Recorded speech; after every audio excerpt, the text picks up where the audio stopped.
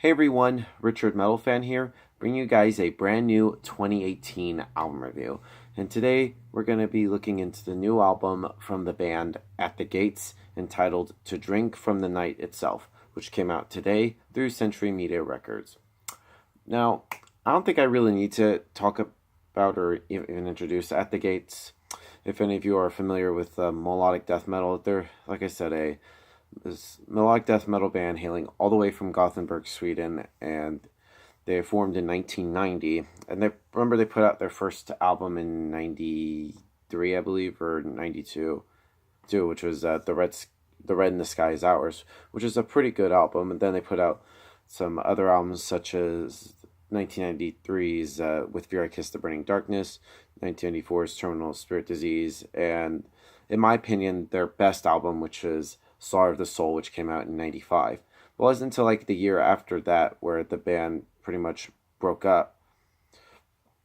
And they did like broke up and did some other stuff. But it wasn't until like about 10 years ago, they got back together. There and did some stuff. And then thought they were just going to do some reunion stuff, but they did not do it. No albums in the works until their previous album. Like, of course, this album is the follow-up to their comeback album from 2014's At Worth Reality, which, I mean, I thought that album was all right. I mean, wasn't like mind-blowing, but I liked it. I mean, I have it in my collection as well as their other stuff. But the question to ask, does this album live up or exceed expectations as with At Worth Reality? It definitely has. I was like really impressed. Like I remember hearing the first single with the title track, and I was like, wow, I think this might be a lot better. Then I heard this album, I was like, wow, all right, At the Gates, you got my attention. Like the production is pretty solid. Like everything is where it needs to be. Musicianship is good. The vocals from Thomas Lindberg are really great. I feel like it blends well with the music. Guitar wise, Jonas Bieler and their new guitar player who replaced original guitarist Anders Bieler, Jonas Stalhammer.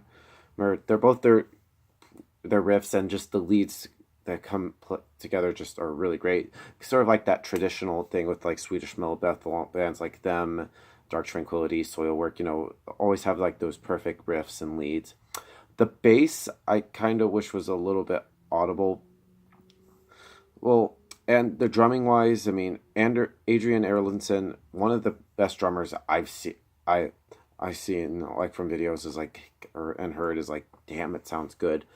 But without further ado, let's dive into this album track by track. Now the album opens up with a little minute and a half long intro, which is Der Widerstand, which is like it's about 90 seconds long. It's sort of like it builds up some sort of like attention and some anticipation. I feel like it's a great way to sort of like set the mood of the album, which goes into the next track, which is the title track, To Drink from the Night Itself, which throws the listener into the deep end right away with Thomas's distinctly recognizable vocal styling.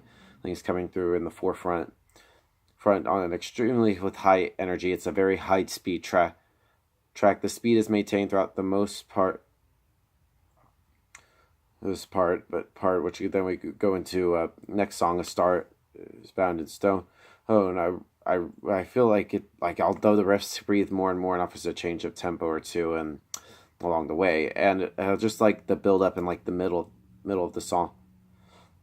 Song leads up to like a colossal second half that flat out just fucking devastates. Palace of Lepers.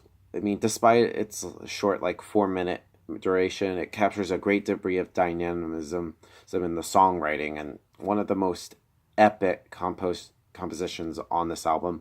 The most striking quality of the record is the relentless, unwavering sequence of immense, strong, powerful, just the song is just fucking good.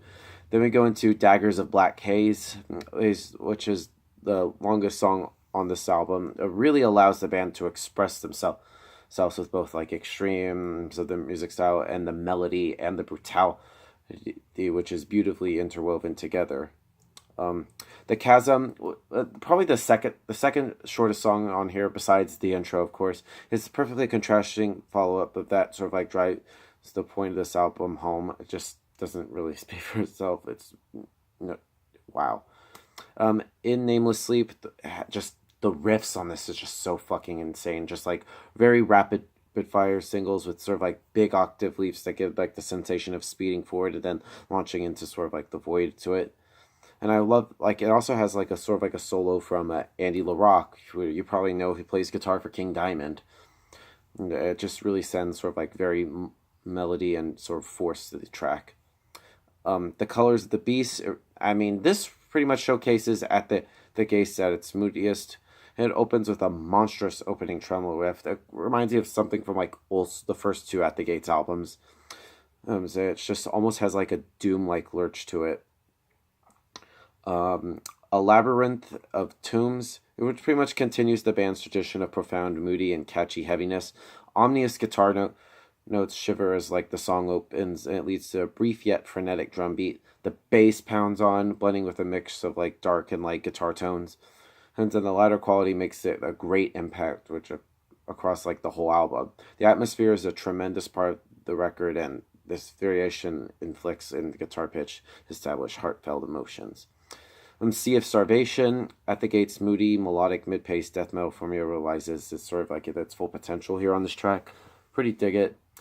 In Death They Shall Burn, I thought it's a pretty good song. I like it. And then the album closes with The Mirror Black, which I feel like this is a pretty strong way to end this album. It ends the album on a note as sort of like epic as sort of like in the beginning. So it kind of goes in the full circle here.